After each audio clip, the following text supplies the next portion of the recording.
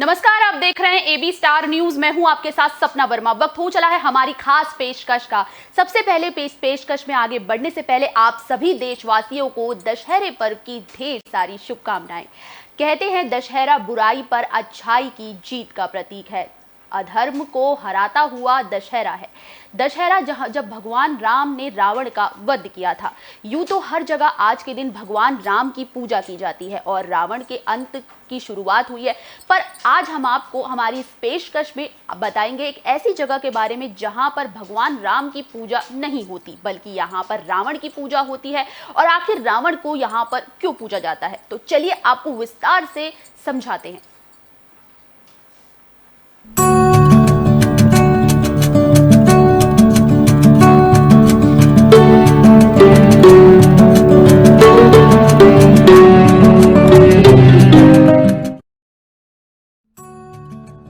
दशहरा बुराई पर अच्छाई की जीत का प्रतीक, असत्य पर सत्य की जीत का प्रतीक। दशहरे पर देश भर में खूब जश्न देखने को मिलता है।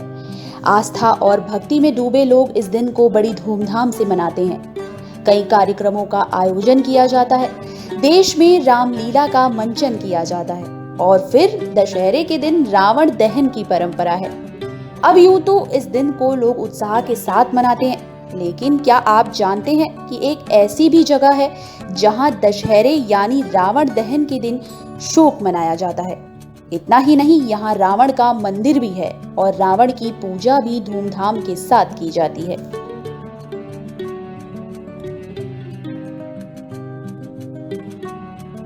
दरअसल राजस्थान के जोधपुर का श्रीमाली ब्राह्मण समाज खुद को रावण का वंशज और मंडोर को रावण का ससुराल मानता है।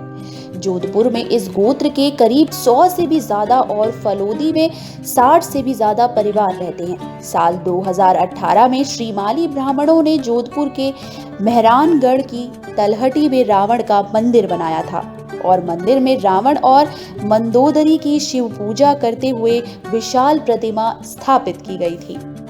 कहते हैं जब रावण विवाह करने जोधपुर के मंडोर आए, तब श्रामली के ब्राह्मण उनके बाराती बने थे।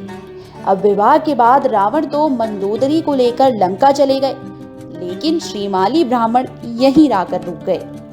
तभी से गोधा गोत्र के श्रीमाली ब्राह्मण रावण की विशेष पूजा करते आ रहे हैं और रावण दहन के दिन ये लोग शोक मनाते हैं। इतना ही नहीं, श्रीमाली ब्राह्मण श्राद्ध पक्ष में दशमी पर रावण का श्राद्ध और तर्पण भी करते हैं। अपनों के निधन के बाद जिस तरह स्नान कर यज्ञोपवीत बदला जाता है, दशहरे रावण दहन के बाद इस समाज के लोग स्नान कर यज्ञोपवीत बदलते हैं। अब रावण के बारे में ये बात तो हर कोई जानता है कि रावण बहुत बड़ा शिव भक्त था, इसीलिए यहाँ भगवान शिव की विशेष पूजा भी की जाती है। श्रीमाली ब्राह्मणों ने रावण के मंदिर के ठीक सामने मंदोदरी का मंदिर भी बनवाया है और दशहरे के दिन जोधपुर के रावण मंदिर के 200 मीटर के दायरे में ना तो रावण का दहन किया जाता है और ना ही लोग रावण दहन देखने के लिए आते हैं। श्रीमाली ब्राह्मण कहते हैं कि रावण को भले ही बुराई का प्रतीक माना जाता है, लेकिन ये बात भी सब जानते हैं कि रावण बहुत बड़ा ज्ञानी और संगीतज्ञ था। उनके पूर्वज रावण की पूजा करते आए हैं, इसलिए वो भी रावण की पूजा करते रहेंगे। Special report AB Star News. मंगल भवन अमंगलहारी, द्रवहु सुदशरथ अजिर विहारी। भगवान राम जो धर्म का प्रतीक है, मर्यादा पुरुषोत्तम श्री राम। यूं तो हमने आपको इस पैकेज के जरिए दिखाने की कोशिश की, अपनी इस खास पेशकश के जरिए आपको दिखाने की कोशिश की कि भारत में कुछ ऐसे चुनिंदा जगह है जहां पर भगवान राम की जगह पर आज के दिन रावण की पूजा होती है। अब आपको एक जगह और ले चलते हैं जहां पर भगवान राम की जगह यहां भी रावण को पूजा जाता है। रावण की पूजा का यहां पर विशेष महत्व है। तो चलिए इस पेशकश में बढ़ते हैं आगे और अब आपको दिखाते हैं उस जगह के बारे में जहां पर रावण को पूजा जाता है।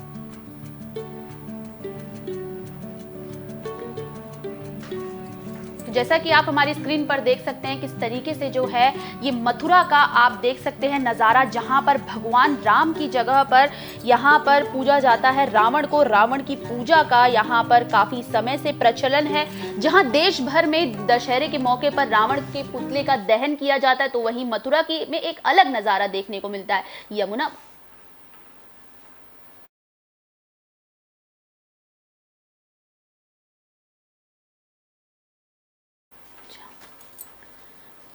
तो जैसा कि आप देख सकते हैं यहाँ पर राम के साथ साथ रावण की भी पूजा की जाती है। यमुना पुल के शिव मंदिर परिसर में सालों से दशहरे वाले दिन यानी कि दशानन रावण की पूजा की जाती है। लंकेश भक्त मंडल लोगों को जागरूक करने का प्रयास करता है और पुतला दहन न करने का लोगों से आग्रह करता है। साथ ही रावण की अच्छाइयों के बारे में भी बताते हैं और ये लोग रावण को अपना आदर्श मानते हैं और कहते हैं कि दशानन का पुतला दहन न करके केवल अपमानजनक है, बल्कि हर साल ऐसे आदर्श व्यक्तित्व का पुतला जलाना इस देश की संस्कृति के खिलाफ है। हम इसका विरोध करते हैं। रावण वंशी लंकेश भक्त मंडल के लोगों का कहना है कि रावण त्रिकालदर्शी थे, चारों वेदों के ज्ञाता थे, परम भगवान शिव के भक्त थे। उन्होंने जीवन भर सीता माता को हाथ नहीं लगाया। हिंदू धर्म में व्यक्ति के मरने के बाद केवल एक ही बार उसका अंतिम संस्कार किया जाता है। फिर हमारे आदर्श और शिव भक्त रावण का पुतला बार बार क्यों दहन किया जाता है, जो हमारे समाज के साथ दुर्व्यवहार की भावना से हमारे कुल के राजा का बार बार दहन किया जाता है, जो सरासर गलत है। भगवान राम की पूजा की जानी चाहिए, ना कि हर वर्ष उनका दहन किया करना उचित है।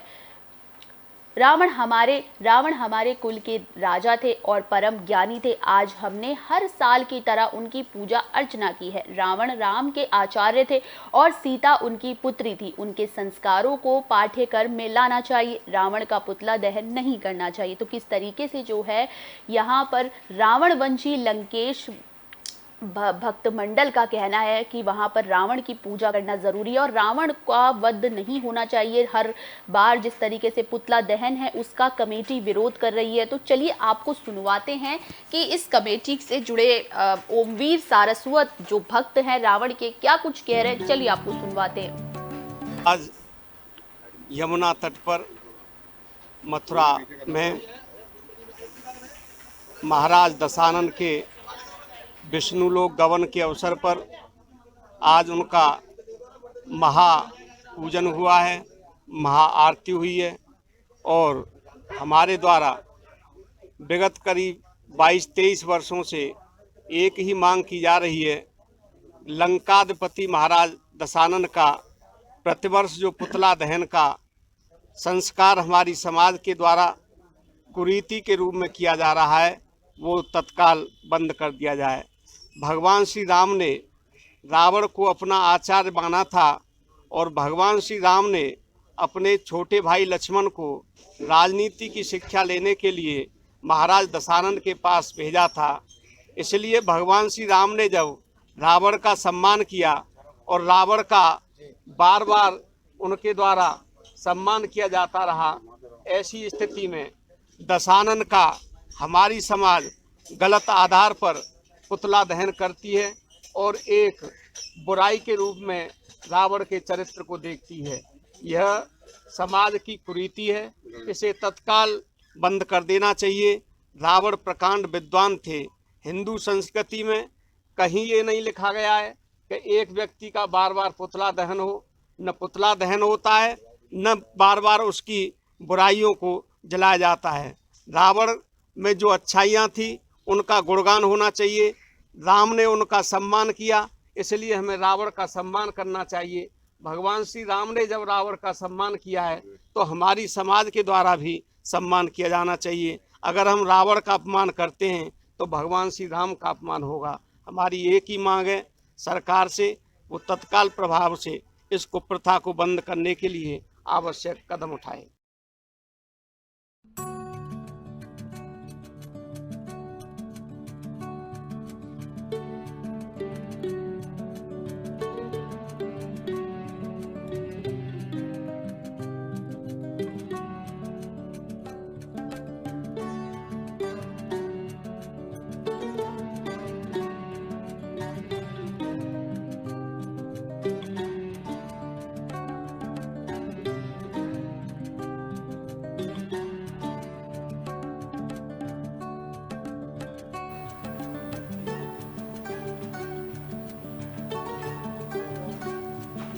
किस तरीके से आपने देखा कि यहाँ पर रावण की पूजा होती है। मथुरा का पहले हमने आपको जोधपुर का दिखाया, उसके बाद हमने आपको मथुरा ले चले जहाँ पर भगवान राम के साथ साथ रावण की भी पूजा की जाती है, जो बताता है, कहते हैं कि रावण से हमें बहुत कुछ सीखने को मिलता है। रावण लाख बुराइयों का प्रतीक था, मगर कुछ अच्छाइयाँ रावण में भी थी, जैसे कि वेदों के ज्ञाता था, बुद्धिमानी था और एक ऐसा त्रिकालदर्शी था जिसने स्वयं काल को अपने शयन सैया के पास बांध कर रखा था। तो एक बहुत बड़ा था, तीनों लोकों में विजय उनकी टक्कर लेने वाला कोई नहीं था, जिसके बाद भगवान विष्णु के अवतार यानी कि राम को जन्म लेना पड़ा। वो कहते हैं ना, यदा यदा ही धर्मस्य ग्लानिर्भवति भारत अभ्युत्थानम अधर्मस्य तदात्मानं सृजाम्यहम् पवित्राणाय साधूनां विनाशाय दुष्कृता धर्म संस्था बनाथाय संभवानि युगे युगे। भागवत गीता के 8वें श्लोक में भगवान श्री कृष्ण अर्जुन को उपदेश देते हैं और ये उपदेश था रण का। जब जब धर्म की हानि होती है तो भगवान किसी न किसी रूप में जन्म लेते हैं और वही रूप था भगवान राम का। भगवान नारायण ने अवतार लिया भगवान राम के रूप में और इस बुराई का अंत कर दिया। यूं तो कहा जाता है कि रावण का दहन हर साल किया जाता है, हर साल बुराई पर। क्या रावण के रूप में हमारे अंदर छिपी हुई बुराइयों का अंत नहीं होना चाहिए?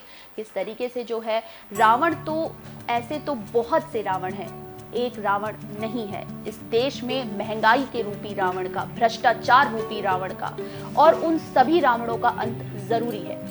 सिर्फ एक रावण के अंत से कुछ नहीं होगा। उन बुरी सोचों का, उन नकारात्मक शक्तियों का जो लोगों का विरोध करती है, जलन, ईर्ष्या, पाप, उन सभी का, उन रावण रूपी इंद्रियों का, उन सभी का अंत होना जरूरी है। जो क्रोध, मोह, लालच, इन सभी ये जो 5 विकार है, इन विकारों का अंत होना जरूरी है, जो मनुष्य को गलत रास्ते की तरफ ले जाती है।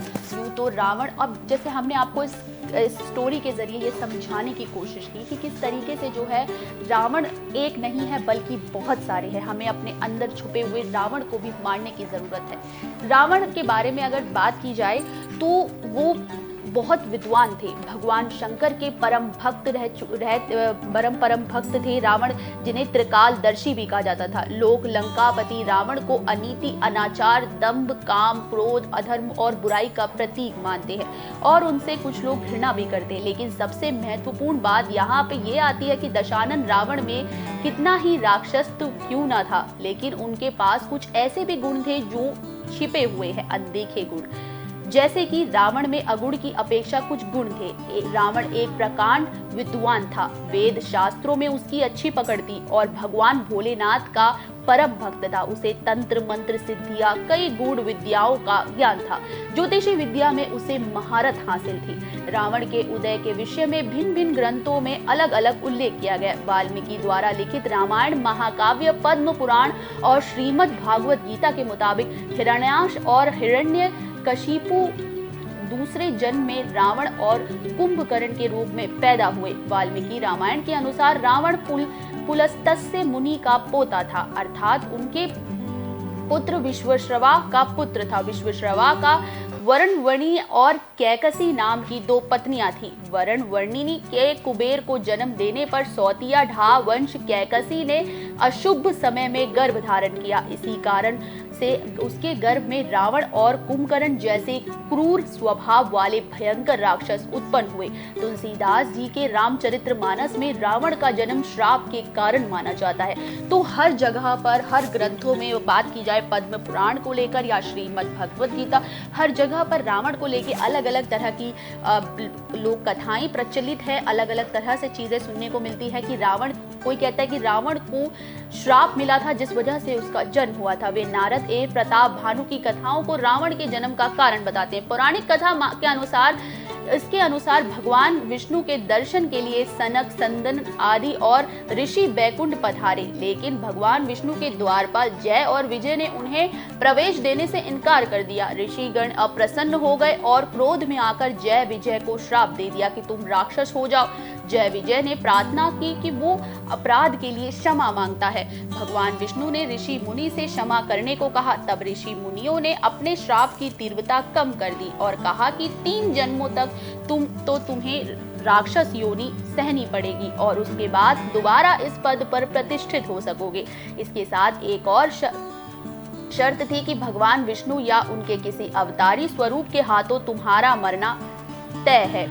ये श्राप राक्षस राज लंकापति दशानन रावण के जन्म के पहले की कथा है। भगवान विष्णु के ये द्वारपाल पहले जन्म में हिरण्याक्ष और हिरण्यकशिपु राक्षसों के रूप में जन्मे। हिरण्याक्ष और राक्षस बहुत शक्तिशाली था और उसने पृथ्वी को उठाकर पाताल लोक में पहुंचा दिया था। तो किस तरीके से रावण के जन्म से पहले ही अलग अलग कहानियां है। दशानन रावण को कहा जाता था, यानी कि 10 सरों वाला। अब आपको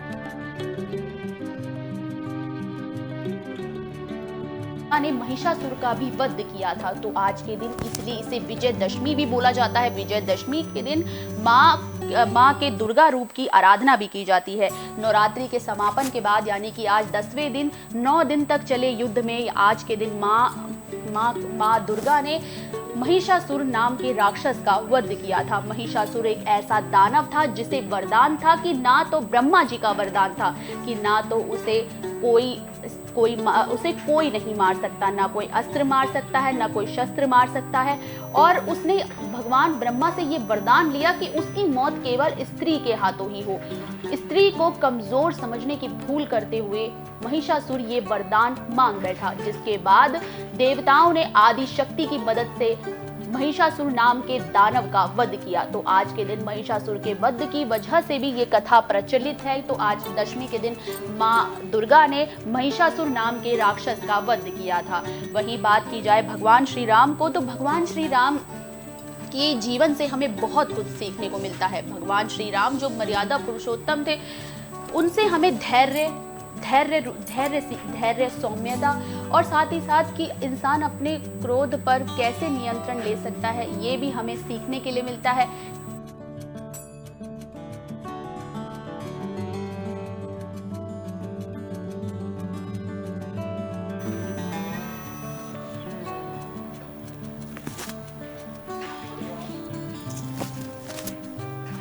तो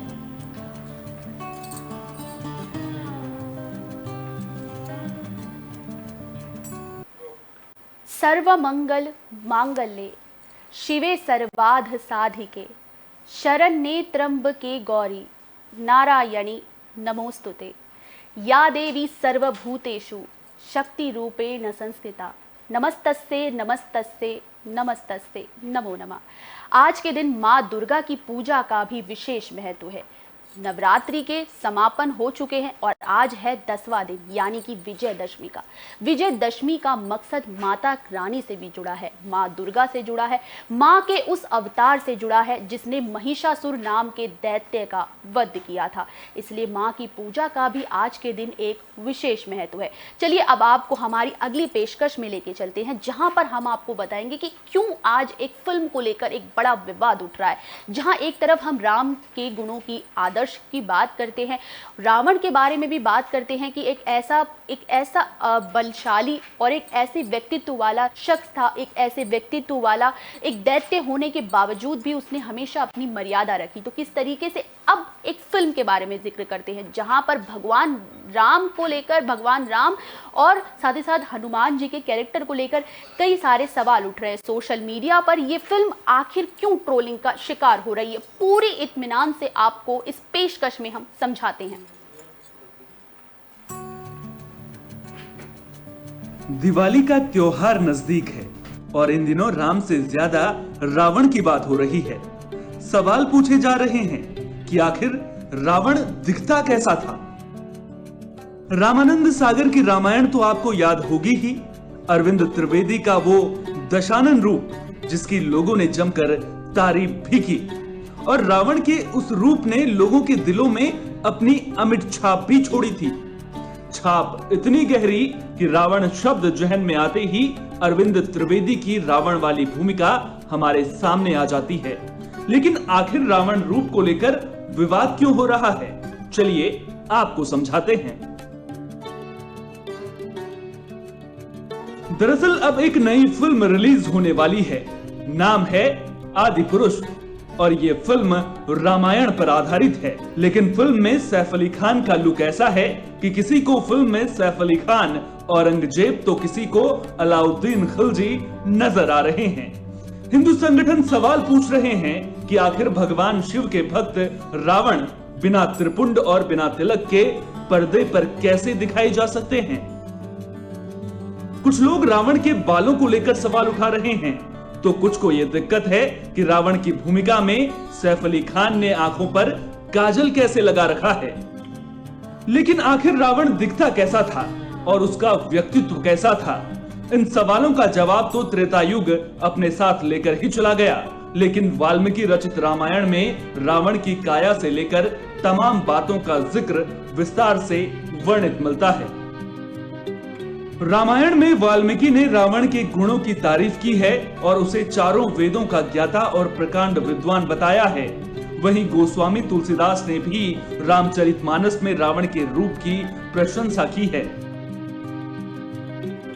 अब फिल्म में रावण को लेकर खूब विवाद तो हो रहा है, हंगामा भी बरप रहा है और फिल्म को नेगेटिव पब्लिसिटी भी खूब मिल रही है। लेकिन इतना तो तय है कि इस फिल्म को लेकर विवाद फिलहाल थमने वाला नहीं है, क्योंकि फिल्म में लोगों को रावण के कैरेक्टर के अलावा कई और बातों से भी ऐतराज नजर आ रहा है। Bureau report, AB star news.